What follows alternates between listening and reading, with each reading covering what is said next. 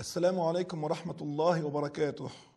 Chers frères et sœurs en islam, je vous salue à nouveau dans une nouvelle émission de votre programme Notre jeunesse musulmane aujourd'hui en Europe.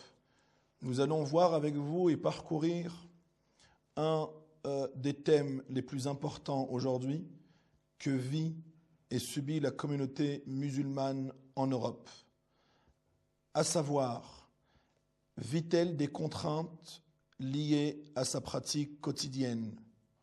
Quelles sont ces contraintes? Quelles sont ces difficultés? Comment les vivre? Comment les accepter? Ou les récuser? Comment les surmonter? Et bien sûr, devons-nous aujourd'hui, en tant que composante et non communauté musulmane de France, devons-nous dénoncer cela? Devons-nous nous taire et verser dans le défaitisme de certains?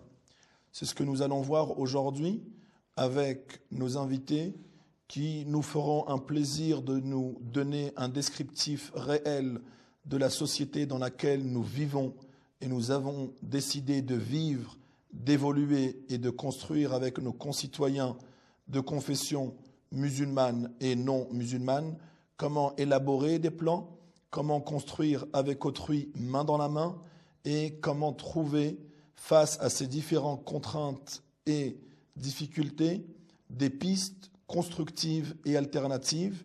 C'est ce que nous allons voir aujourd'hui avec mes invités que j'ai l'honneur de vous présenter. À savoir avec moi aujourd'hui notre sœur Sarah, notre sœur Nawel et notre sœur Soumeya. Soyez les bienvenus.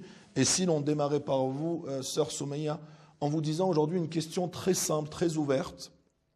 Sentez-vous, voyez-vous que la communauté musulmane aujourd'hui vit des difficultés? Si oui, lesquelles? Oui, le constat est clair, oui. Alors, je voudrais commencer en fait les difficultés par une difficulté particulière qui revient beaucoup et qui est très présente puisqu'elle représente une partie très importante de notre vie, qui est le travail. Et à partir de là, on pourra faire un constat un peu plus général. Le travail, déjà, je ne vais pas m'attarder sur le cas des femmes musulmanes qui, en France, dans le domaine public en tout cas, ne peuvent pas travailler avec leur foulard parce que c'est considéré comme un signe religieux ostentatoire et que c'est interdit par la loi. Dans le domaine privé, pour l'instant, c'est autorisé. Jusqu'à quand, on ne le sait pas. Mais ça ne concerne pas uniquement. Donc je disais ça, c'était une difficulté supplémentaire pour les sœurs, mais même pour les frères ou pour les sœurs qui ne sont pas voilées, même lorsqu'on parvient à décrocher un travail, très souvent, ce travail n'est pas compatible avec nos pratiques et nos croyances religieuses. Je prends des exemples tout simples. La prière. Pour certains, il est très difficile, voire impossible de prier. Déjà, réclamer des salles de prière, c'est quasi impossible.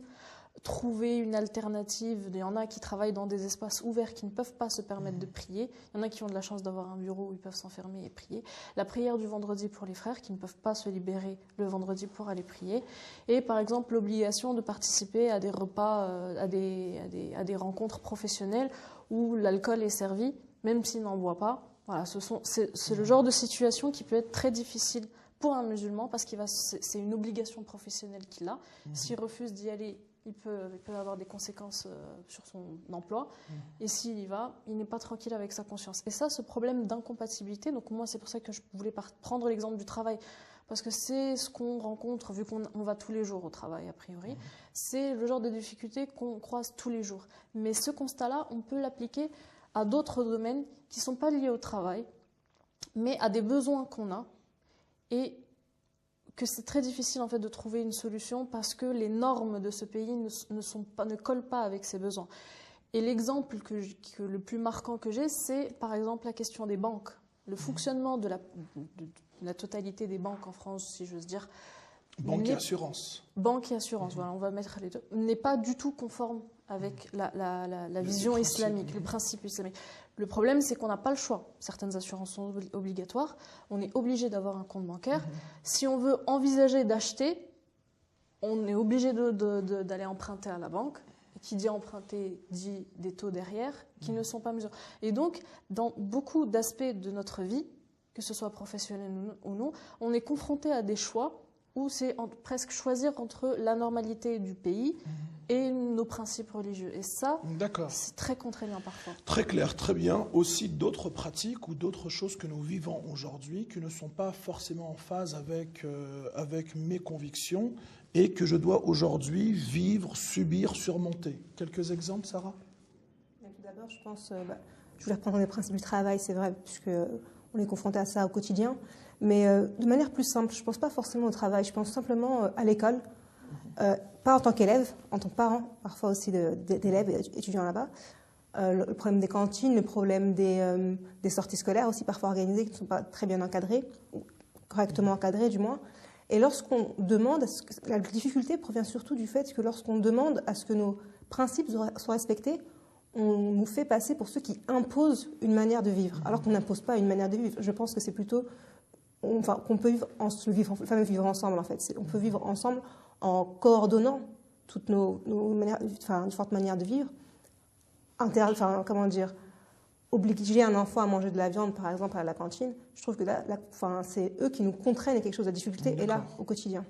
Vous parlez bien d'obliger l'enfant à consommer, et non pas on lui propose, mais là vraiment on lui impose de consommer telle et telle chose. Quasiment, oui. Enfin, si vous faites certaines sorties scolaires, que j'ai assisté parce que j'ai accompagné, on oblige carrément quasiment les enfants. Vous n'avez pas d'alternative dans notre plat? Pas forcément, pas toujours. Très bien. Des difficultés, Nawel, de tous les jours que vous rencontrez, que vous voyez? Sur ce qu'a dit Sarah, c'est en fait, on a l'impression qu'on est mis sous tutelle. Cette obligation, vous êtes, et on nous renvoie en plus à une phrase, si vous voulez faire comme ça, rentrez chez vous. Chez nous, en tant que Français, c'est ici. On est musulmans, certains d'entre nous sont nés ici, certains d'entre nous ont choisi l'islam, ce qu'on appelle les convertis, j'aime bien un autre terme en fait, ce qu'on appelle réformés. Ils ont fait une réforme pour arriver justement à accepter l'islam. Et cette mise sous tutelle est désagréable pour nous. Voilà, c'est tu es chez moi, toujours chez vous, vous faites ce que vous voulez, vous mangez halal, mais ici vous mangez ce que moi je vous impose. Et lorsque vous dites que vous vous sentez par exemple pleinement française, mais alors à 100%. Ah mais complètement. D'accord. Et quel est leur retour? Lorsque vous leur dites, écoutez, moi je ne me sens pas d'origine telle, moi je me sens française pleinement et musulmane pleinement. Je peux le dire. Je peux dire, par exemple, moi je suis née au Maroc. Comme plus de 60% de la population française, il y a des origines européennes, africaines, asiatiques et autres. Mais je me sens pleinement française. Par contre, pour véritablement s'intégrer, pour véritablement se sentir pleinement vivant dans ce pays, il faut connaître deux choses. Les lois du pays, pour que justement, quand on vous oblige, on réponde à ça, non, je ne suis pas obligé. Les lois que respecte l'écrasante majorité des musulmans. Mais tout à fait. Et qui sont conformes en plus pour la majorité. Et qui ne revendiquent pas, qui ne récusent pas, qui ne disent pas bafouer ou dénigrer. Pas du tout, pas du tout. Donc voilà, aller dans ce sens justement de dire, voilà, je connais ma loi et je connais le français. Une fois que vous connaissez ces deux, et justement comme vous m'avez interpellé... et les codes de la société. Bien sûr. Si une personne vient me poser la question, je lui dis, je me sens parfaitement française, en phase avec la société, ça interpelle. En fait, ça leur permet de se poser la question. Ah oui, c'est vrai, oui, elle parle français. Oui, je parle français. Et surtout, il y a autre chose, on ignore qui on est. Donc par rapport à toutes les difficultés qu'a citées tout à l'heure Soumaya, justement, j'ai l'impression qu'on nous a déshumanisés. Pour beaucoup, les musulmans ne sont pas humains. C'est des personnes à part. Donc on va leur faire des lois. Mais qu'est-ce qui les dérange concrètement lorsqu'ils entendent de votre part « je me sens française à part entière » Alors ça ne dérange pas bizarrement, ça interpelle. Ça les fait réfléchir et voilà, on finit par discuter sur un pied d'égalité, j'ai envie de dire. C'est vrai? Ah oui, c'est vrai. Voilà, j'ai l'impression que cette phrase, elle enlève une partie de ce qui couvrait un petit peu leur façon de penser. Non, je suis française, je parle français. Vous avez ce cas-là, vous, Sarah, ou non? Pas vraiment. Je pense plus que, je suis plus d'accord avec vous ça dérange. Ça dérange parce qu'on les met face à leur propre contradiction. Mais c'est quoi qui les dérange lorsque vous leur dites, moi je me sens pleinement française aujourd'hui, je suis française, j'ai décidé de vivre ici et je me sens française. Bon, sans vouloir jouer la carte de la victime et de l'islamophobie qui est galopante, tout simplement, c'est que en étant musulmans en France ou en Europe, en France particulièrement, nous sommes réduits à des clichés. Nous sommes réduits à des clichés et souvent nous sommes renvoyés à des, toute la phobie, toute la peur de l'étranger est renvoyée sur nous. Donc on représente la peur en France. Et lorsqu'on leur dit qu'on est français comme eux, là, on ne peut pas. D'accord. Ça dérange. Mais qu'est-ce qui manquerait? Ce que je voudrais savoir, C'est parce Soumaïa. qu'ils ont en fait, c'est ça le problème, c'est parce qu'ils ont eux-mêmes une définition de ce que c'est qu'être français. Exactement. Pour eux, être français, moi, j'ai pas envie de rentrer dans les détails parce que voilà, C'est quoi? C'est manger un cassoulet, c'est quoi? Voilà, boire un verre de temps en temps, D'accord. fêter Noël, même si on n'y croit pas trop. Pour eux, ils ont la plupart. Là, on est intégré, ont là, une c'est bon. définition. Voilà. D'accord, ok. Mais c'est ça le problème, c'est que la plupart ont une définition déjà. Mais donc, du coup, quand nous, on vient leur dire que oui, moi aussi, je suis français, et que pour eux, leur définition ne colle pas avec ce que nous, on est en train de dire, ça peut interpeller, mais ça peut déranger. Parce qu'il y en a, ils vont refuser, ils vont dire non, non, non, pour moi, quelqu'un qui ne boit pas, il n'est pas français. Oui, mais finalement, avec la discussion, on arrive à faire changer les mœurs. Ça dépend des personnes. Et franchement, moi, j'ai eu des personnes très, très bornées en face de moi. Et on a beau essayer de parler, c'est non, il n'y a rien de mal à boire un verre, on ne te demande pas d'être alcoolique, mais quand voilà, tu peux boire un verre. Un verre, ça va, 2 verres, ça va, 3 verres, bonjour Voilà, les gars. non, mais je suis d'accord avec toi. C'est-à-dire qu'il y a des gens qui sont ouverts à la discussion, mais il y en a. Mais la majorité, quand même, sont ouverts. Enfin, je pense que la majorité sont ouverts. Moi, j'ai pas eu de chance. Non, je vous pense- sentez, vous, dans votre quotidien, que les gens sont en phase avec ça, aiment On vous arrive. écouter, échanger avec vous? On arrive. D'accord. Il faut y Et ce aller. qui revient justement beaucoup, c'est quoi? Pour des gens qui vous disent oui, mais vous avez beau vous réclamer d'être pleinement français, citoyen européen, il y a quelque chose qui ne colle pas. Moi, en fait, C'est on me quoi? renvoie toujours à mon foulard. Hein. D'accord. Je suis désolée encore d'en remettre une couche avec le foulard, mais on me renvoie à mon foulard. Et Et ce je me serait dis- quoi le foulard pour eux? C'est quoi? Pour eux, c'est un signe de soumission imposé par un mari, par un D'accord. père.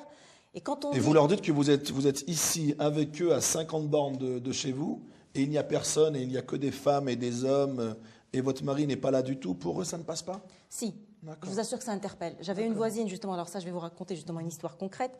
J'avais une voisine, chaque fois qu'elle me voyait, elle avait peur. D'accord. Foulard, un mari barbu, donc ça fait peur. Une fois, parce qu'il y avait l'Eid à la fin de Ramadan, on avait décidé d'offrir des gâteaux, justement, à tous nos voisins. Très bien. Donc on a préparé des petits plats. Conformément à l'islam. Très bien. Tout à fait. Oui. Donc voilà, c'est offrir et partager avec l'autre. Donc on a offert des... Et puis quand on a frappé à la porte, elle a eu peur. Elle nous a ouvert, mais elle nous a dit « J'ai du monde ». Je n'ai pas compris. Bon, alors moi, connaissant justement la mentalité d'ici, française, j'ai retiré, je me suis gardé, je regardais mon plateau de gâteaux comme ça. Bon, d'accord. Mon mari, non. Mon mari, il l'a pris, il a dit « Madame, on veut que vous offrir des gâteaux ». Et puis on est parti. Très bien. Le lendemain, à partir de ce jour-là, son comportement a totalement changé, 180 degrés. Très bien, vous avez brisé Donc, la porte. Voilà. Fait, ouais. Donc après, elle m'interpellait et chaque fois, elle voulait en fait discuter avec moi. Très bien.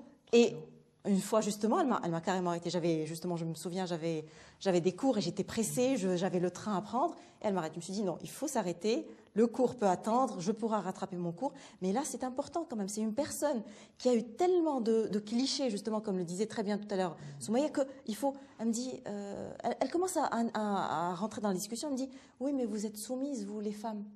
Je ne suis pas soumise. Ma mère n'était pas soumise, pas à ma connaissance. Ma grand-mère non plus. Elle avait en plus du caractère, la yarhamha.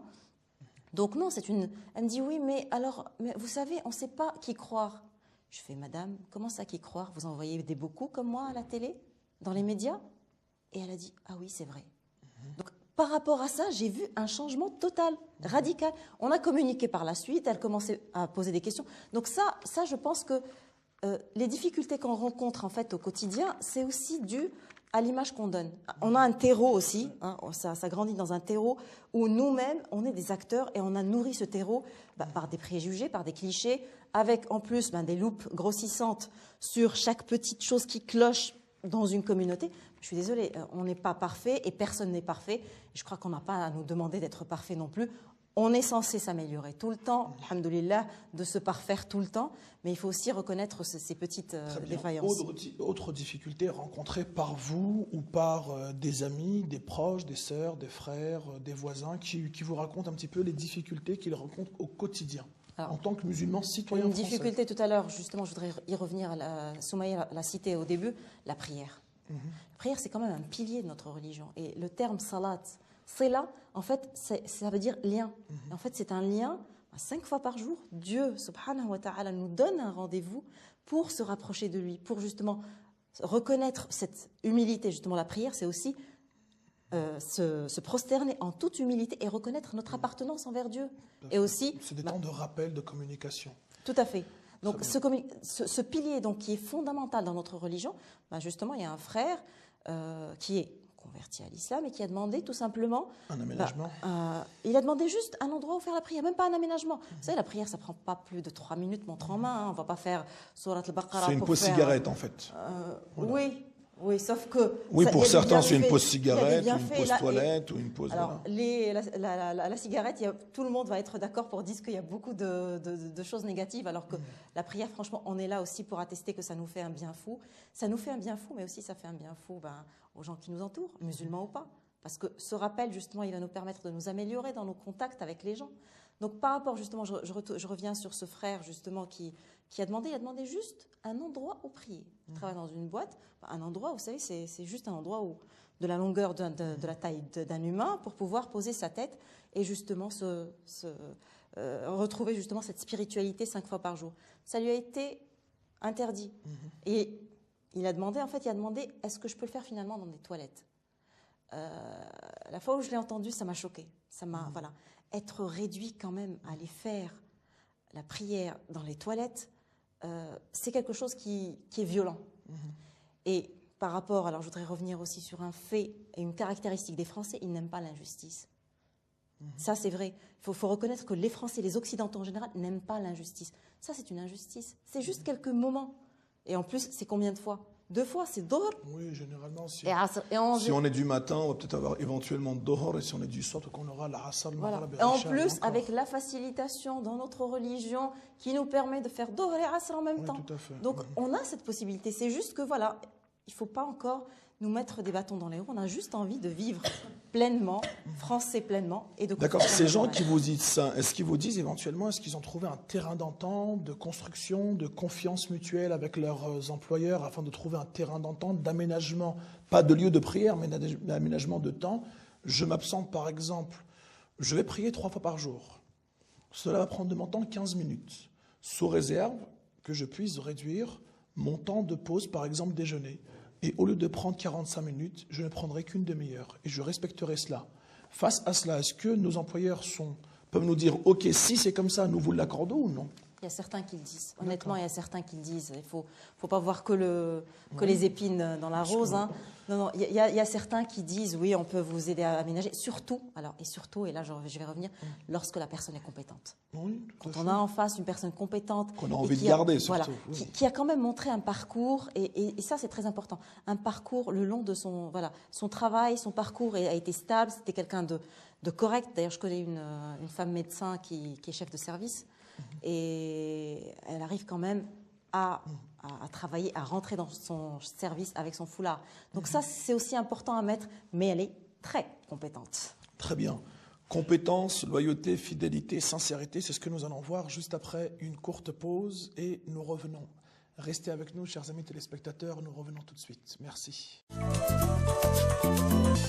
Chers amis téléspectateurs, merci d'être restés avec nous. Et alors, nous évoquions avant la pause les différentes difficultés, contraintes de la communauté face à leur quotidien.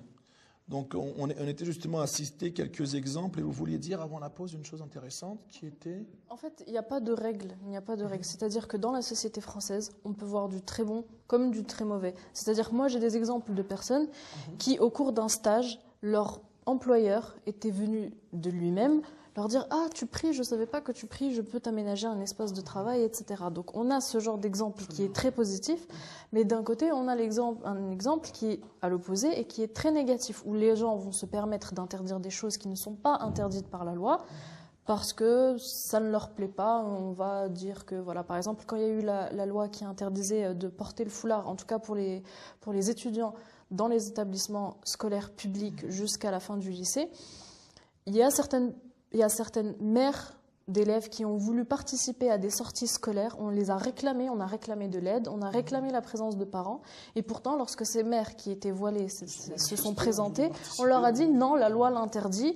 Et on avait beau leur dire non, la loi ne l'interdit pas, oui, mais non, la loi l'interdit. Moi aussi, moi-même, quand j'étais étudiante à l'université, on a le droit de garder le foulard, et il y a une enseignante qui avait refusé de faire cours tant que je n'en retirais pas mon foulard ou que je sortais de la classe. Donc on a, de toute façon, c'est très difficile, on ne peut pas faire un constat en disant voilà, la France c'est le pire des pays européens et on ne peut pas dire c'est le meilleur.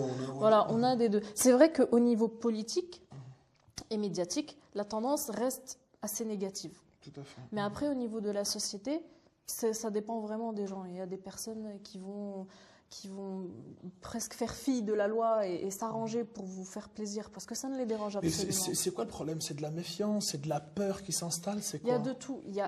Moi, j'ai eu affaire à des personnes, par exemple, moi je donne des cours particuliers. Il y a des personnes chez qui je me suis présentée, qui étaient françaises, et qui au début étaient très réticents. On sentait qu'ils n'étaient pas à l'aise, qu'ils ne voulaient pas trop, mais ils m'ont laissé Donc faire. il y a de la peur concrète, manifeste. Il y a de la peur. Et il y en a qui me l'ont avoué par la suite. Ils m'ont dit sincèrement, j'ai rien contre vous, c'est juste que je ne vous connais pas. J'entends tellement de choses de négatifs sur les musulmans à la télé. J'essaye de ne pas y croire, mais en même temps, je ne connais pas concrètement de musulmans, donc je ne sais pas quelle est la réalité.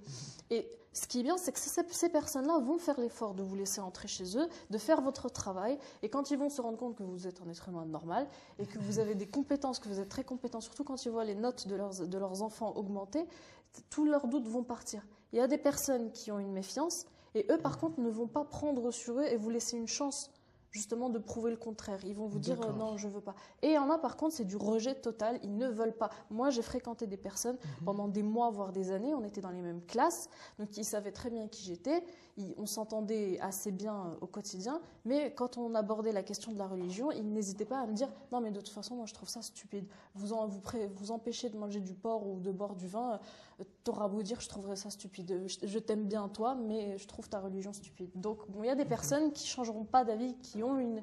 Bon, je ne veux pas dire qu'ils ne changeront pas d'avis, mais en tout cas, malgré la connaissance, ils savent très bien ce qu'est l'islam, mais ils ne l'aiment pas. Donc on a de tout en fait, c'est très difficile de faire un... Très bien. Sarah, des exemples éventuellement concrets, autres Pour exemples? rebondir sur une chose, ce que je trouve inquiétant, enfin, je reprends sur l'exemple des cours particuliers, mais je vais extrapoler un peu et parler des cas des assistantes maternelles qui ne peuvent pas garder les enfants avec le hijab à la maison.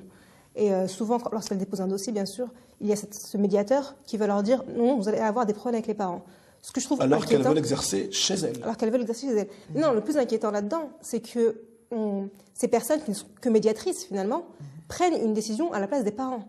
C'est aux parents de choisir. C'est aux parents de dire oui ou non, je veux que cette femme s'occupe de mon enfant. Ils ont le choix. On ne leur impose pas une assistante maternelle. Puis elles sont chez elles, elles ne dérangent personne. Elle est chez elle, elle fait ce qu'elle veut. C'est même pas une question de qui dérange. Moi, je sais que par exemple, pour les cours particuliers, dans certains cas, on passe par un organisme. Moi, je suis passée par un organisme pour avoir justement les coordonnées de cette étudiante.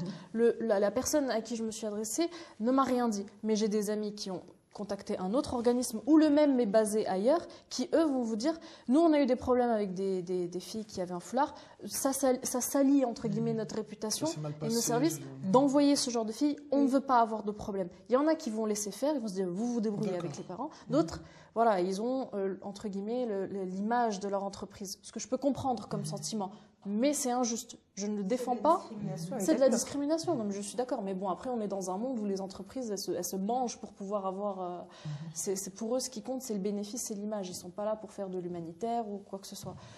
Mais ça peut être justifié par ça. Revenons au cas justement des assistantes maternelles, pardon. Oui, en fait, moi, ce qui m'inquiétait vraiment, ce que je disais, que c'était cette médiatrice qui prend la décision à la place même des parents. L'assistante maternelle enfin, je prends un exemple concret, parce que ma mère est assistante maternelle et qu'elle porte le hijab et qu'elle travaille avec, donc c'est pas un exemple complètement abstrait. Tous les enfants qu'elle a gardés étaient de confessions complètement différentes, il faut le savoir, et quand les parents viennent, elle ne se cache pas, elle ne dit pas, elle les accueille avec le hijab, ils savent très bien comment ça se passe et ils ne sont pas du tout inquiets. Enfin, ça, c'est comment dire, le conseil régional mise là-dessus, table là-dessus, en disant, de toute façon, vous n'aurez même pas de parents. C'était pas vrai. Le téléphone sonne souvent. Oui, tout à fait. Là, le conseil général, à chaque fois qu'il reçoit certains dossiers, moi j'ai eu le cas de pas mal de sœurs, et on leur dit, par contre, si vous voulez déposer un dossier, faites très attention, parce que si vous venez ne serait-ce qu'une fois déposer un élément, une feuille, et vous avez le malheur d'être voilé, le dossier risque d'être écarté. Puis là, on leur dit, attendez, moi j'ai Bac+5, j'ai fait des études, je me sens pas d'un pays différent. Je me sens pleinement française, citoyenne française à part entière, et j'ai quelques convictions, comme autrui aurait des convictions juives, chrétiennes ou agnostiques. Maintenant, j'ai décidé justement pour tout ce monde qui se ferme à moi, d'exercer chez moi. Je ne dérange personne, je suis chez moi. Et pourquoi? Alors, on veut même m'imposer un choix de vie chez moi, ce qui n'est pas du tout normal. Je crois que Oui, Nawal. Je crois qu'il y a une sorte de chasse aux sorcières. On a vraiment envie de... Voilà, on ne veut pas voir aucun signe des musulmans. Et on repart, je crois, aussi sur un héritage colonial. Nous avons, certes, nos parents, ou nous-mêmes, avons été des anciens colonisés. Et il y a ce rapport aussi de force qui se joue. On s'en rend peut-être pas compte, mais ça existe. Juste pour revenir sur l'histoire justement des assistantes maternelles, j'ai un cas. Excusez-moi, il y a ce que vous dites aussi, mais n'y a-t-il pas aussi une ignorance de nos droits? Ignorance de nos droits complètement, je l'avais dit au début tout à l'heure, une fois qu'on connaît nos droits, qu'on sait parler le même langage que les personnes en face, on arrive à s'en sortir. Vous allez voir des gens qui vont aller en mairie, qui vont aller en préfecture, qui vont même aller dernièrement dans des sécurités sociales, dans des caves, pour déposer un dossier, pour déposer un RIB bancaire, et va se faire accompagner par un époux, par un ami, par un voisin, par une fille, en leur disant tiens, dépose-le, parce que moi, peut-être que je ne peux pas entrer, ou on risque de me refuser l'accès. Mais on leur dit ce n'est pas la loi, ce n'est pas la loi. Je n'exerce pas, je suis cliente, je passe ici, je suis bénéficiaire du service public. Il y a ça, je crois qu'il faudrait aussi que les femmes, surtout je parle là des femmes qui portent le foulard, il faut qu'elles connaissent leurs lois et puis qu'elles s'en remettent pleinement aussi à Dieu. Si on va dans un endroit déjà avec cette barrière psychologique en tête, ça ne peut pas fonctionner. Si on est sûr de soi, non, ça va fonctionner, Inch'Allah. D'accord? Il y a le fait de dire non, si je fais ça, ou alors si je postule pour un travail avec mon hijab, avec mon foulard, parce que j'aime pas trop le terme de hijab, mais bon, ça c'est un autre débat. Si j'y vais avec mon foulard, je ne vais pas être acceptée. Essaye, tente, et peut-être qu'on ne sait pas, parce que peut-être qu'il y aura des compétences qui vont être, peut-être que la personne en face, justement, ce CV va l'intéresser. On se met déjà, puis peut-être des barrières, tout à fait. On se met sensibilité, parce que moi, en général, quand je vais à un nouvel emploi ou chez une nouvelle famille, je me force presque à y aller parce qu'il y a une partie de moi qui se prépare psychologiquement à être rejetée. Et on a beau dire, ça reste difficile à vivre. Il y a certaines personnes qui ont du mal avec ça, qui ne veulent pas parce qu'ils se disent ouais, ça va mal se passer et j'ai pas envie de vivre ça, je préfère rester dans mon coin. Moi, j'y vais parce que pareil, je suis convaincue qu'on a une place et qu'on doit défendre nos droits et vivre notre vie. Et de toute façon, sincèrement, dans le cas d'une des familles que j'ai rencontrées, j'ai senti que j'ai pu peut-être légèrement changer leur avis sur l'islam. Et rien que ça, déjà pour moi, c'est sur le cas beaucoup. qu'évoquait Nawal, qui m'importait beaucoup. Demain, par exemple, vous qui êtes vraiment ce produit français, demain vous décidez, alors que vous avez fait des études supérieures actuellement, en linguistique, vous décidez, vous étant traducteur assermenté, d'aller travailler pour les cours européennes, pour les conseils européens, pour les différents organismes Nations Unies, UNESCO et autres. Est-ce que vous faites la démarche de vouloir postuler, les rencontrer, travailler, ou déjà vous fixez des barrières en vous disant mais les cartes sont déjà jouées, je n'ai même pas envie de m'investir? Pas à l'échelle internationale. C'est que les organisations internationales n'ont aucun problème avec le foulard. D'accord. Donc c'est au contraire, je ne me pose même pas la question. Mais aujourd'hui, vous-même, avez-vous rencontré des obstacles? Là, vous êtes un traducteur assermenté aujourd'hui, freelance. Vous souhaitez éventuellement freelance aujourd'hui. Vous souhaitez éventuellement travailler pour différents organismes qui ont besoin de vos compétences en tant que compétences anglaises, françaises, arabes. Vous souhaitez travailler. Est-ce que vous sentez que les barrières se ferment ou on a besoin de vous et de vos compétences, comme le disait si bien Nawal? En fait, moi, mon cas, il est particulier parce que les barrières, elles se ferment, mais pas en premier pour des raisons religieuses, mais pour des raisons économiques. En fait, là, on traverse une crise économique qui rend l'accès au travail difficile pour tout le monde et les traducteurs sont parmi les premiers touchés. Là où on supprime des postes, c'est beaucoup chez les traducteurs. Mais sinon, avant justement la crise économique qui s'est installée, est-ce que vous, vos amis, vos collègues... était dedans, en fait. On faisait nos études pendant la crise, on l'a bien étudié. Autre exemple, Sarah, rapidement? Non, je pensais juste pour rebondir sur ce qu'elle disait, et ce que vous disiez aussi sur le fait de se mettre des barrières, etc. Je sais que c'est dur, mais je pense qu'à force, personnellement, je me suis construite une carapace. J'y vais et mon foulard, en fait, je ne me prends même pas en considération. Je me dis aussi que c'est triste pour eux s'ils refusent, dans une période de crise, de refuser des certains talents à cause d'un morceau de tissu. C'est quand même grave, je trouve quand même. Alors qu'on devrait surmonter cette... Et vous êtes un petit peu comme le cas de Nawal, où vous avez des gens qui sont très ouverts pour vous recevoir, parler, vous écouter, Ou c'est plutôt des portes qui se Je ferment reprends ce que disait Nawel, je pense qu'il faut être bon dans son domaine. On ne peut pas tout gérer. Pourtant, je suis nulle ici en maths. Pourtant, ça va en français. Donc, je pense qu'à partir du moment où on gère son domaine, on montre qu'on a du talent, mais il faut vraiment le travailler à fond. Il ne faut pas survoler son travail ou son métier. Là, on ne peut pas vous passer outre. La personne qui vous reçoit en face, elle a beau vous dire oui, mais non. Enfin, ça, c'est un cas précis, ça s'est passé il y a quelques mois seulement. La personne a vu mon hijab, elle voulait me dire non, mais elle savait qu'avec le CV que j'avais, je passais sa concurrence. Donc, sur le coup, elle a fait une concession. J'ai des cas, moi j'ai une cousine qui s'est vue refuser une thèse ou un master parce que c'était c'était un master de recherche ou une thèse de recherche. Il faut faire une demande explicite pour avoir des financements, il faut présenter un projet. Elle avait le meilleur profil, son projet il a été approuvé, on lui a fait comprendre que toutes les portes allaient s'ouvrir et à la dernière minute, un espèce de nom vague pour des raisons, voilà. Pourtant, elle avait le bon profil et elle s'est renseignée sur la personne qu'ils ont finalement choisie à sa place. Elle a carrément pas le profil du tout par rapport à elle. Donc, il y a de tout, en fait. Je reviens à ce que je disais, il y a vraiment de tout. Il y a des gens qui vous laissent la possibilité de prouver vos compétences, comme ça a été le cas pour moi avec mes cours particuliers, mais il y a des gens qui veulent même pas savoir. Ils ouvrent la porte, ils la referment. J'ai pas envie de savoir. C'est vrai, il y a de tout. D'où la carapace. Il faut savoir se prendre quelques coups avant de... Mais moi, de toute façon, je suis la première à le dire. Très bien. Là, actuellement, avec tout ce que vous citez, maintenant, une jeune fille qui se sent justement discriminée, comme le qualifiait si bien Sarah, se dit, face à cela, je fais quoi? Ai-je des organismes qui sont là pour se mouiller, pour défendre mes droits, mes devoirs en tant que citoyen, sont prêts à se bouger, à me donner des codes, à me donner des lois, à m'épauler, m'accompagner sur toutes ces démarches ou non? Si on prend CCIF, par exemple. Voilà, c'est ce que j'avais pensé. Il y a de plus en plus, alhamdoulilah, il y a de plus en plus ce genre d'initiative. Le problème, après, c'est que ça ne résout pas la lenteur administrative et judiciaire, etc.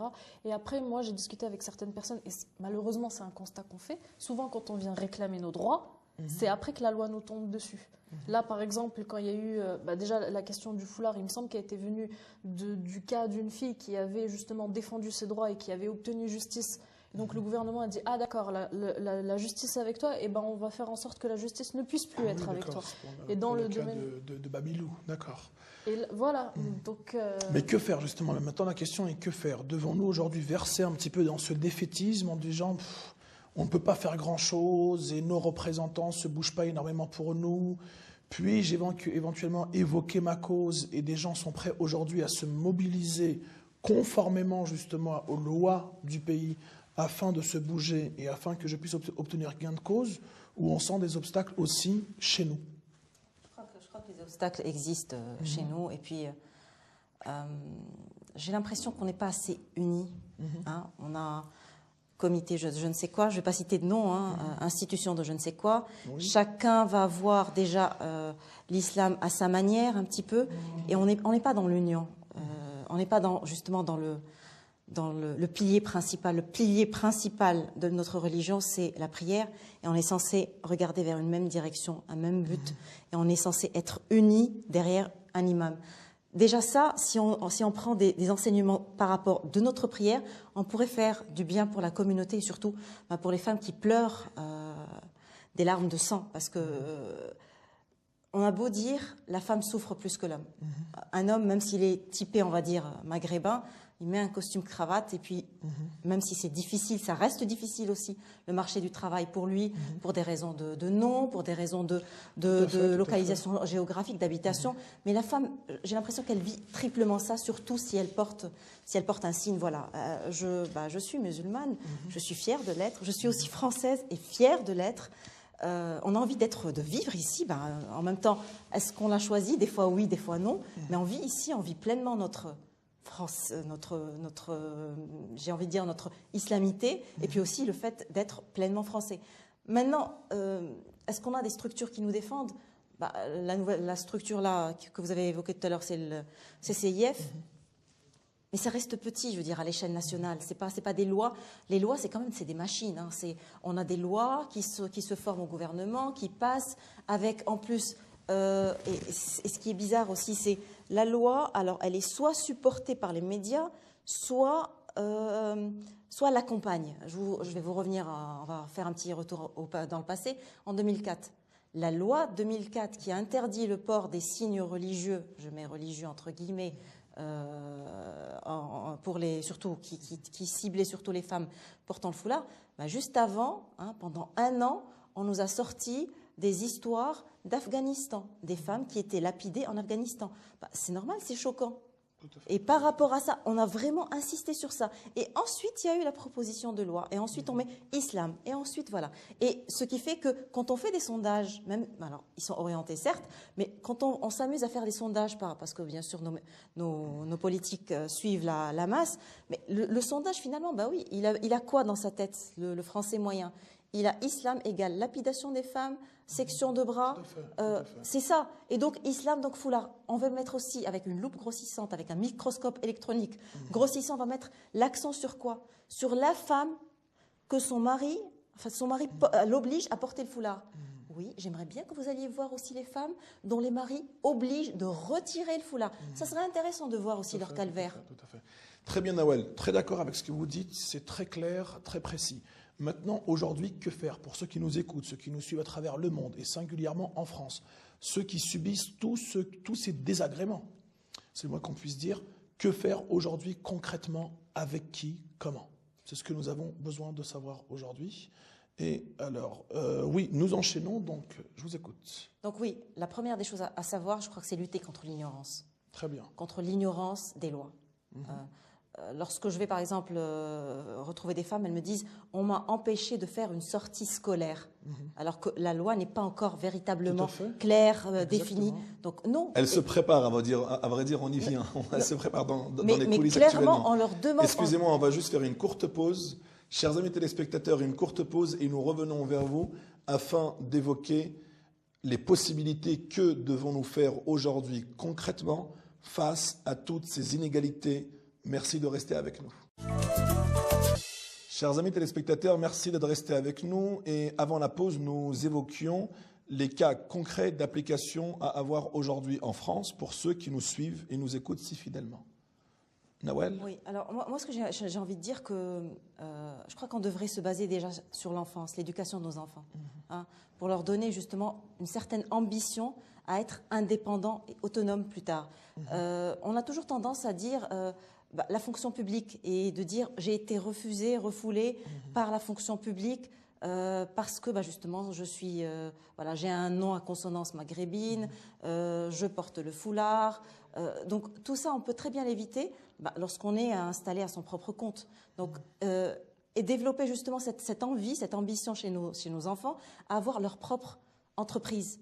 Et d'ailleurs, il y a des cas justement de jeunes qui font leurs propres entreprises, notamment, on a des cas de restaurants qui veulent justement, qui sont plus versés gastronomie, halal, d'autres de certification. On a ce genre de choses où il y a du gain.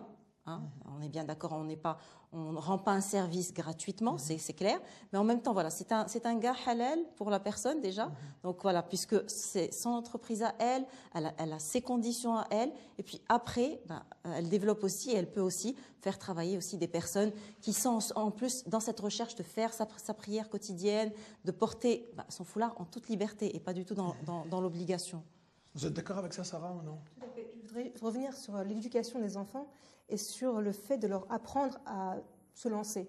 Je pense que oui, il est temps d'apprendre à nos jeunes qu'il y a des alternatives, qu'il n'y a pas les fameux créneaux qu'on nous donne, vous serez professeur, vous serez ingénieur. Non, il y a d'autres possibilités. Et c'est à eux de découvrir leurs talents et de les exploiter au maximum. Ça, c'est une première chose. La deuxième, c'est que tout à l'heure, vous parliez des nombreuses associations qui servent à dénoncer les actes islamophobes. Je pense que ces associations sont bien, mais il faut qu'elles soient là pour donner des solutions. Il faut qu'on y aille en disant « j'y vais pour avoir une solution ». Et pas seulement pour se poser en tant que victime, pour se dire « voilà, on est nombreux à signer la pétition parce qu'on est de nombreuses victimes ». Non, c'est pas pour faire une énumération. Par contre, moi ici, je me fais le porte-parole de ces différents organismes qui existent, qui sont d'ailleurs très efficaces, et vous disent aujourd'hui, malheureusement, le problème ne vient pas de nous, vient de gens qui sont discriminés, qui sont bafoués dans leurs propres droits les plus fondamentaux, le disent, nous allons trouver des publications ici et là, des gens qui vont parler, mais au lieu de venir déclarer ça, se déplacer, rencontrer nos juristes gratuitement, nos conseillers juridiques, gratuitement, venir trouver justement des gens que nous pouvons éventuellement épauler financièrement, juridiquement, disent que les gens, ça ne les intéresse même pas. Certains vont venir vers nous, certains savent que nous sommes disponibles par téléphone, via Internet, sur place, et ils viennent très peu. Parce que pour eux, c'est vraiment le défaitisme. Oh, je ne sais pas si ils vont réellement pouvoir trouver une solution dont, à mon avis, c'est non, donc je reste chez moi. Voilà, c'est ça, c'est qu'il y a un sentiment de fatalisme qui est ancré. Au bout d'un moment, on nous colle tellement dessus qu'il faut être courageux. Parce que c'est pas dénoncer, c'est un acte courageux quand même, qu'il faut...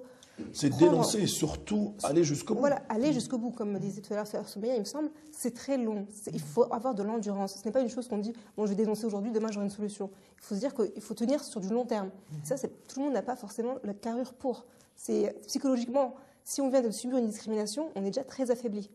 Enchaîner tout de suite derrière sur une procédure qui peut être très longue. Mais Dieu nous enjoint à être justement endurant, et Dieu est avec justement les endurants. Donc il faut bien sûr le fatalisme est toujours persévérer. Là. Toutes ces personnes qui disent de toute façon on est en France, on n'est pas chez, voilà, le fameux on n'est pas chez nous.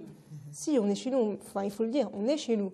Mais toutes ces personnes qui disent de toute manière quoi que je fasse, deux poids deux mesures, je n'aurai jamais une justice concrète rendue ici. Donc pourquoi me battre pour ça? Pourquoi dépenser mon énergie là-dedans? Que faire aussi au-delà de cela aujourd'hui? Vous préférez vous regarder avec ces gens-là comme ça en chien de faïence? Ils sont de leur côté, nous sommes du nôtre. De toute façon, tout est joué. Nous ne pouvons pas construire avec ces gens. Ou encore, ces gens sont une minorité. Et cette minorité aujourd'hui est soutenue, épaulée par les médias qui montrent que voilà, regardez ce qui se passe.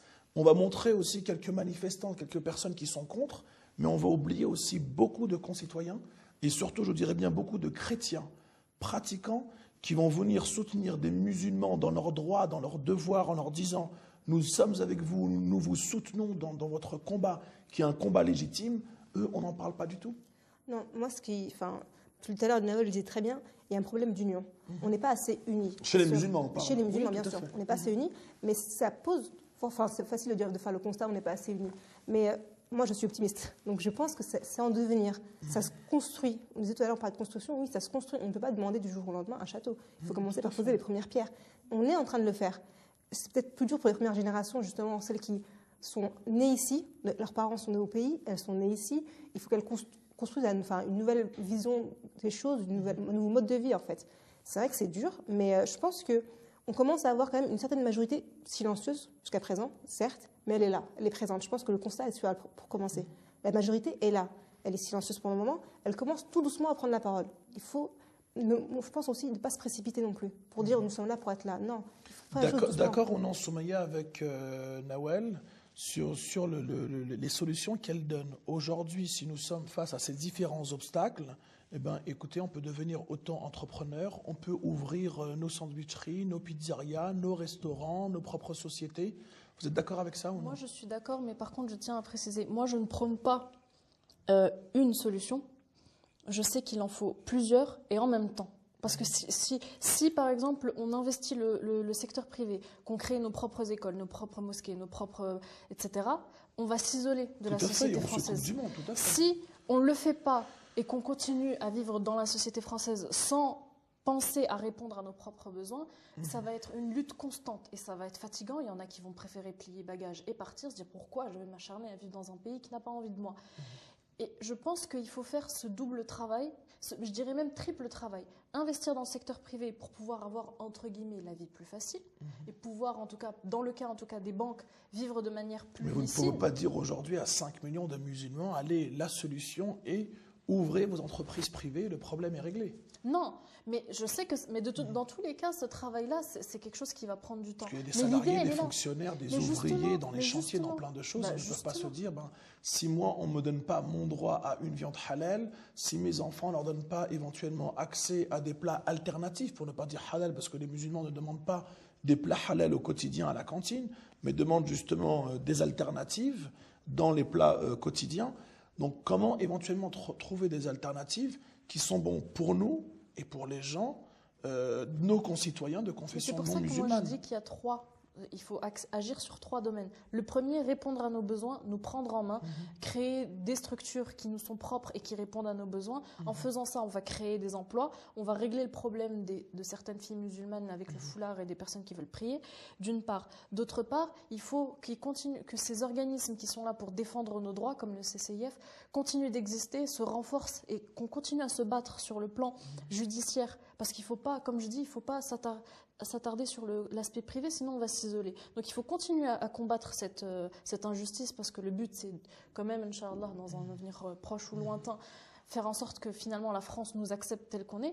Et le troisième champ de travail, moi je dis, le champ d'action, c'est la société française. Même si on a nos propres écoles, nos propres restaurants, rester impliqués dans des activités associatives qui sont ouvertes aux musulmans et aux non-musulmans, pour qu'ils ne disent pas, oui, eux, ils se sont isolés, déjà d'une part, et de part, pour qu'ils apprennent à nous connaître. Vous sentez que ces différents organismes ou fédérations, associations sont fermées aux musulmans et aux musulmanes ou non? Non, je pense qu'elles sont ouvertes à toutes les... Il y en a qui sont spécialisées. Par exemple, la question du CCIF, clairement, ils ont un champ d'expertise, un domaine. Et ce n'est pas plus mal. On peut avoir des organismes ouverts à tous, d'autres qui sont spécialisés dans certains domaines. Le tout, c'est, comme j'ai dit, d'agir sur tous les plans et de ne pas se concentrer sur un seul plan. Par exemple, l'histoire des banques, il y a des musulmans qui vont faire ce raccourci. Tant qu'il n'y aura pas de banque musulmane, je peux emprunter autant que je veux, Dieu me pardonnera. Ce raccourci, je trouve, il est trop simple. Moi, je peux plus ou moins concevoir que dans certaines conditions, c'est difficile, donc on est obligé d'y avoir recours, mais ça ne nous empêche pas, nous, de plancher sur une solution. Il faut qu'on on ne va pas rester assis là à attendre qu'une banque islamique tombe. Sarah voulait rebondir sur un point, oui. Juste un point, ce que disait, on faut développer nos propres choses et pour justement éviter de se couper de la société, Tout à fait. je pense qu'il faut qu'on les implique. C'est pas une question de on ouvre nos propres écoles et on ouvre nos propres... Enfin, mosquées forcément, mais nos propres écoles, nos propres entreprises privées, et c'est juste pour nous. Le problème est musulmans. résolu. Je pense que non, je pense que justement, en ouvrant des écoles qui soient basées sur les règles de l'islam, ça n'implique pas forcément que les cours de religion soient imposés à tous les élèves. Donc en fait, je pense qu'il faut au contraire s'ouvrir, montrer que non, il n'y a aucune raison d'avoir peur, qu'on est là, on agit ensemble, mais qu'on est ouvert. Il faut qu'eux aussi s'impliquent chez nous. Je ne dis pas des structures qui sont, si vous n'êtes pas musulman, vous ne rentrez pas. Non, mais c'est une structure dans laquelle les musulmans peuvent entrer et dans laquelle les non-musulmans peuvent également entrer. Parce que ce qu'on a généralement, c'est des structures où seuls les non-musulmans peuvent entrer. Nous, on veut créer quelque chose où nous aussi, on a notre part dedans. Ça n'empêche pas les non-musulmans de venir, bien entendu. Après, c'est comme il faut jouer, entre guillemets, sur la publicité et ne pas insister sur... Très bien. Autre cas aujourd'hui pratique pour ceux qui nous suivent. Autre cas, justement, face à tout ce que vous avez pu décrypter aujourd'hui et décrire, qu'est-ce qu'on peut aujourd'hui aussi conseiller à ceux qui nous suivent, des cas concrets d'application sur tout ce que vit la communauté comme inégalité, comme difficulté. J'ai juste une expérience qu'on a vécue avec la Ligue française de la femme musulmane. Pour la journée de la femme, le 8 mars, on a organisé en fait une opération qui s'appelait Un sourire, une rose. Et dans différentes villes, on a justement, c'était des femmes avec le foulard, et pas le foulard, hein, parce que on parle beaucoup de foulard puisqu'on le porte. Mais oui, aussi... les ligues musulmanes pour les musulmanes tout court. Voilà, en fait, donc il y avait aussi des sœurs qui ne portaient pas le foulard, et puis on a distribué justement des roses à des femmes dans la rue. À Paris, ça s'est passé dans le premier arrondissement à Châtelet. Et donc ? Et c'était très intéressant, très enrichissant. Il fallait avoir aussi une forte carapace, parce que, alors, une rose, des fois, on l'accepte, des fois, on nous regarde avec inquiétude. Certaines nous disent, c'est vraiment gratuit, oui, c'est pas une blague. On n'est pas des vendeuses à la sauvette, c'est pour la journée de la femme. On a eu des refus aussi. Et les refus... Et les refus, c'est quoi ? C'est des femmes qui disent non, on ne veut pas de ça de vous. Oui, et puis surtout d'un certain âge. J'ai l'impression que c'est celles qui ont surtout vécu mai 68. Moi, j'ai surtout eu cette impression.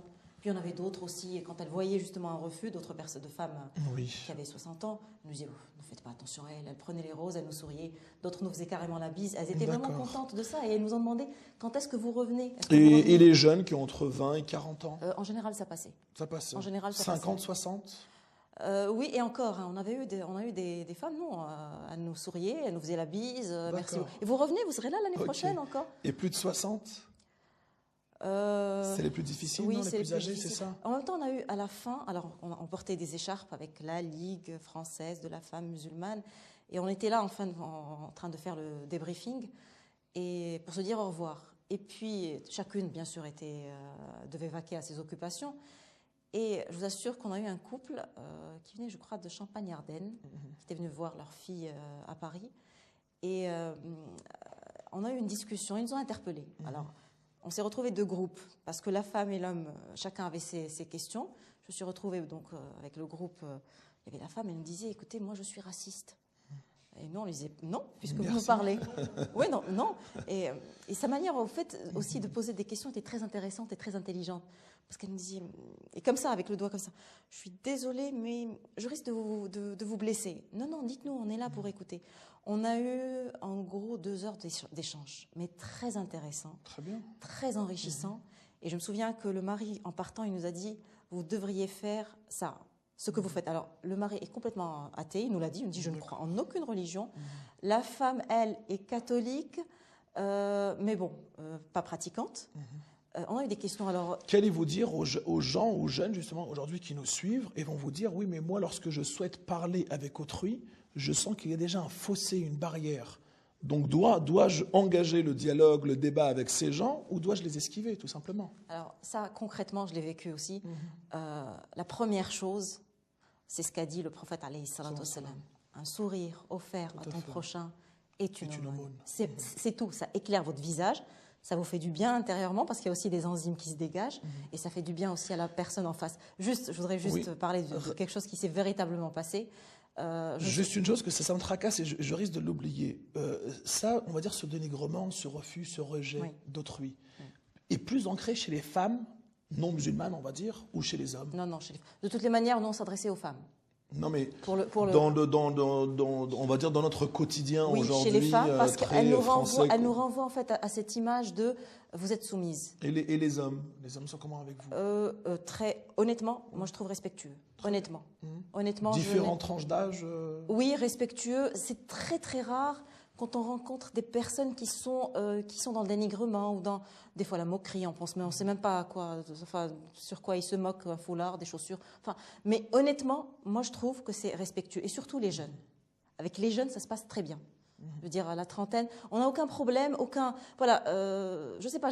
D'ailleurs, pour parler justement d'anecdote, il y a une amie, elle portait le foulard, elle était en train de remplir un papier à la poste, et il y a un jeune homme. Donc qui la regarde de haut en bas, elle se dit mince, encore un islamophobe, et donc elle arrête et elle commence à le regarder. Et jusqu'à ce qu'il détourne le regard. Et après il va chez elle, il lui dit, je suis désolée, j'étais en train de vous regarder et je me disais, vous ne me provoquez pas avec vos habits, vous ne me provoquez pas comme d'autres femmes le font. Et voilà, c'est juste pour montrer aussi que les jeunes, il n'était pas musulman, mais c'est aussi ils ont pas, surtout certains hommes, ils ont envie de rester fidèles, leur compagne, et pas d'aller justement dans l'envie d'une autre femme. Donc, notre devoir aussi. Non, c'est vrai ce que vous dites, parce que moi, il est vrai que des fois, je fais beaucoup de débats interreligieux, interconfessionnels, interculturels, et on rencontre beaucoup de personnes âgées. Moi, j'ai trouvé d'ailleurs très ouvert. Et certaines personnes âgées, hommes, vont vous dire, on s'inscrit totalement dans votre discours. La seule chose, c'est que nous avons peur de certains termes. Sharia, djihad, ceci. On a peur justement de ces termes, islamisme, radicalisme, intégrisme, fanatisme, tout cela, on a peur de cela. Et vont vous évoquer en vous disant, et regardez comment c'est flagrant et frappant, vont vous dire, oui mais regardez, un tel jeune musulman, lorsqu'on entend qu'il s'est fait tabasser dans une terrasse de café parce qu'il ne voulait pas jeûner, c'est effarant, c'est choquant. Et c'est que vraiment des... Alors, ils ne vont jamais vous dire, j'ai vu, ni on m'a dit, ni j'ai vécu. On va toujours vous dire, j'ai vu telle et telle chose, mais tout ce qu'ils vont vous dire, c'est en rapport avec les médias, en rapport à ce que diffuse le JT du 20h, on va dire. Et il n'y a aucune chose palpable qu'ils ont pu, eux, un jour, voir où on leur a raconté telle ou telle chose. Donc c'est vraiment effarant. Mais ce que vous dites, vous, quand vous parlez d'interreligieux, vous êtes quand même avec des catholiques. Oui, beaucoup de catholiques, beaucoup de juifs. Et il est vrai qu'ici, quand on rentre dans la foi... Les catholiques, il faut dire la vérité, nous reçoivent toujours très très bien. Mais ça c'est autre chose. Personnes âgées ou non, mais il faut dire aussi, là par contre, c'est plus les personnes âgées généralement qui nous accueillent très bien, très chaleureusement, même en partant, des fois qui vous disent, vous n'avez pas eu le temps de manger, de consommer avec nous, tenez, nous vous donnons telle et telle chose pour la route, très accueillante par rapport aux autres qui ne manifestent rien. qui ne vous disent rien, ne manifestent rien, donc on n'a pas leur retour et on ne peut pas les juger d'ailleurs. Autre cas concret, applicable aujourd'hui, mesurable et réalisable pour ceux qui nous écoutent, face à tout ce qu'on peut voir et subir aujourd'hui. Que faut-il faire aujourd'hui? On a dit s'inscrire éventuellement, ouvrir des cabinets, ouvrir des institutions, ceci, cela. Un petit mot en 30 secondes de chacun, un mot de conclusion rapidement. Que faire aujourd'hui? Lever l'ignorance de la communauté. Comment? Justement, lorsqu'on va faire des prêches, par exemple, pour les imams, pour ceux qui donnent des conférences, aller parler justement des lois. Les lois, c'est très important, c'est ce qui régit notre pays. Et parler justement cette ignorance des lois qui fait que une femme, lorsqu'on va lui dire tu es obligée de retirer le foulard pour accompagner ton fils dans une sortie scolaire, elle va le faire parce qu'elle est obligée, alors que ça n'est pas encore la loi en tout cas. Tout à fait, ce n'est pas la loi. Un mot de conclusion rapidement, Soumaya, et ensuite Sarah. Moi je dis que le plus gros du travail vient de nous. Déjà sur nous, on doit changer pour pouvoir donner une meilleure image. Et après se donner les moyens et surtout arrêter le discours de victimisation. Pour changer la société, changeons ce qu'il y a en nous déjà. Sarah? Moi je reprendrai ce que disait Nawel, lutter contre l'ignorance mais d'une manière beaucoup plus large, pas seulement législative. L'ignorance, quelle qu'elle soit, et dans tous les domaines et à tous les niveaux. Et je pense que c'est comme ça, en se réformant, et je reprends aussi ce que Soumaya disait, c'est que c'est à nous de faire le travail. On ne va pas se laver les mains en disant ce sera pour la génération future, ou c'est trop tard, j'ai pas envie, ou j'ai pas les moyens. Si, il faut se donner les moyens, et aller, puis Inch'Allah, tout ira bien. Se donner les moyens comment? En recevant des gens à la maison, ouvrir nos mosquées, ouvrir nos institutions, je ne sais pas que faire concrètement. Parler aux gens et sourire, aller avec un sourire. Je me souviens, une fois, il y a une sœur qui avait accouché, je suis partie la voir, justement la saluer. Et bon, j'étais dans le couloir et je souriais à toutes celles que je rencontrais. L'administration, la psychologue. Et la psychologue, justement, est rentrée chez elle. Elle lui fait la femme qui porte le foulard, elle vient chez vous? Oui. Oui, mais elle n'est pas comme toutes les femmes, toutes les autres femmes, comme elle. C'est-à-dire qu'on n'est pas. C'est comme si on ne souriait pas suffisamment dans la rue. Donc voilà, je crois qu'il faut quand même continuer de sourire, d'avancer dans la vie. De penser positif, d'être positif, parce que quand on pense, il y a aussi psychologiquement il y a des choses qui se dégagent de nous, qu'on le veuille ou pas. Donc quand on dégage du positif, ça va être retenu comme positif de la part de l'autre, et on peut changer justement les mentalités avec des petits gestes, justement chacun à notre échelle, et ne pas se dire je ne suis que une petite goutte et une petite goutte et une petite goutte, ça forme un océan, et en espérant être justement les bonnes petites gouttes dans cet océan on espère du bon vivre ensemble. Il nous reste quelques secondes, un petit mot, Soumaya. Un petit mot pour finir, Sarah. Non, oui, je reprendrai juste, je pense qu'il n'y a pas de mode d'emploi, il n'y a pas de charte, voilà ce qu'il faut faire. Je pense juste qu'il faut relire la vie du prophète sallallahu alayhi wa sallam, s'en inspirer au maximum, et puis c'est bon, et puis avec le soleil. Aujourd'hui, je suis une femme musulmane, je prends mes métros ce matin pour aller à la fac, pour aller sur mon lieu de travail. Et je sens les gens me regarder d'un regard très inquisiteur. Je fais quoi? Sincèrement, je leur parle, mais les premières je années les ignore, je fais quoi? Je souris. Mes premières années d'université, j'ai eu du mal, parce que je prenais les transports, d'avoir ce regard-là, je me disais qu'est-ce qui se passe, qu'est-ce que j'ai fait? Puis au bout d'un moment, j'ai compris. J'ai été bousculée, j'ai été insultée parfois, je souris maintenant. Je souris, je me dis ça ira. Très bien, très bien. Merci à vous, merci de votre participation, merci de nous avoir fait l'honneur de participer aujourd'hui dans cette belle émission qu'est notre jeunesse musulmane aujourd'hui en Europe. Chers amis, merci de nous avoir suivis si fidèlement. Je vous dis à une prochaine. Wassalamu alaikum wa rahmatullahi wa barakatuh.